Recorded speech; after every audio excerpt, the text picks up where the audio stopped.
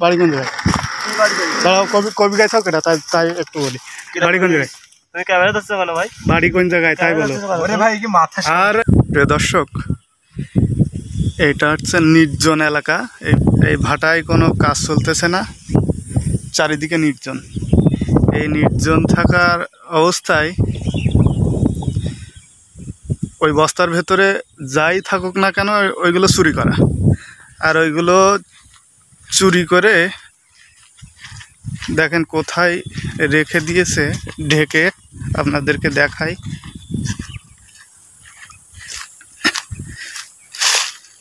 মোবাইলে খুব একটা বোঝা যাচ্ছে না। ওই মাথায় পাকা রাস্তা, আর এইগুলো সব নির্জন এলাকা। এর ভেতরে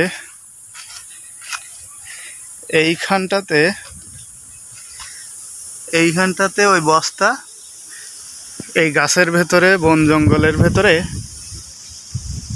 ওই বস্তাটা ঢেকে রেখে দেওয়া ছিল। এখন ওরা ঠিক এই আসরের পরে এদিকে কেউ আসে না, এজন্য ওরা এই ভাটার এই পাশে ভ্যান রেখে এই বস্তা দেখলেন তো, এই 3-4 জনে ওই বস্তায় উঠিয়ে নিয়ে যাচ্ছিল।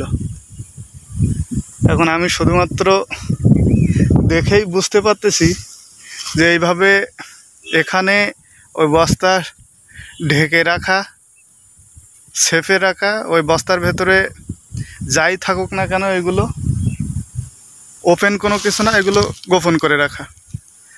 এখন নির্জন সময়ে এসে এই গাছ বাগানের ভেতর থেকে, ওইখান থেকে বস্তাটা টেনে বের করছে। এটা আমি দেখে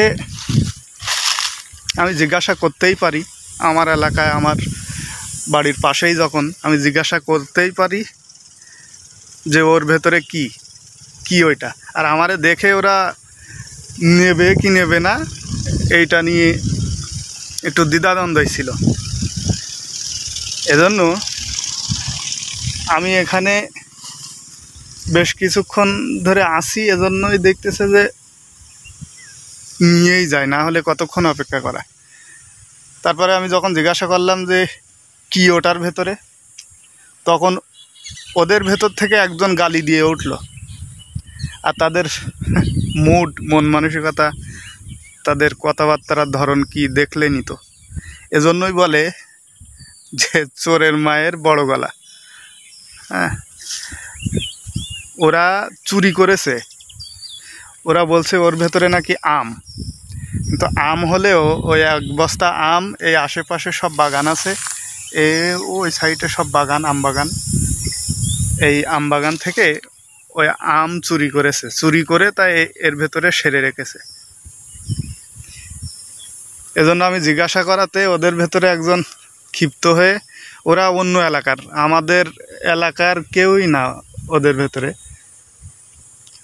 ভ্যান নিয়ে এসেছে এইটা, ওইগুলো ওরা নিয়ে যেতে নির্জন সময় এসে। আমাকে একা দেখে ওরা 3-4 জন তো, আর অল্প বয়সী ছেলে, ওদের রক্ত গরম থাকাই স্বাভাবিক। আমি জিজ্ঞাসা করাতে ওদের ভেতর থেকে কেউ গালি দিয়ে উঠল। আর যে ভ্যান চালাচ্ছে ওর মাথা নিচু দেখেই বুঝতে পারছেন যে ওরা আপাতত দোষী, না হলে মুখটা উঁচু করত। তা যাই হোক, এমন পরিস্থিতিতে কি আর করা, জিজ্ঞাসা করারও প্রয়োজন ছিল যে ওর ভেতরে অন্য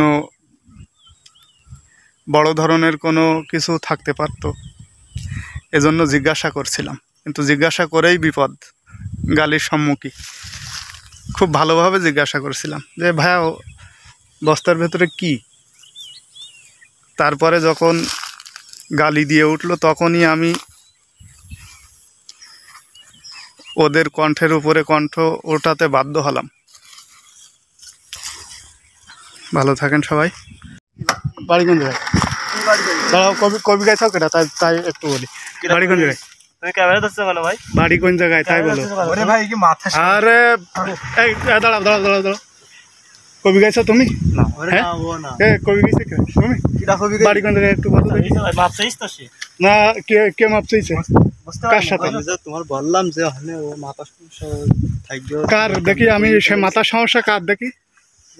ভাই বাসা কোথায়? আরে ভাই থাকুক, হ্যাঁ থাকুক, থাকবে না, বাসা কোথায়? এখান থেকে এই যে বস্তা ও সারা ওতে কি দেখি আমি একটু ভালো করে দেখি। আরে ভাই তা এটা আমি জিজ্ঞাসা করতে পারিনি, জিজ্ঞাসা করতে পারিনি, আমি জিজ্ঞাসা করতে পারিনি কবি গেছে কে? হ্যাঁ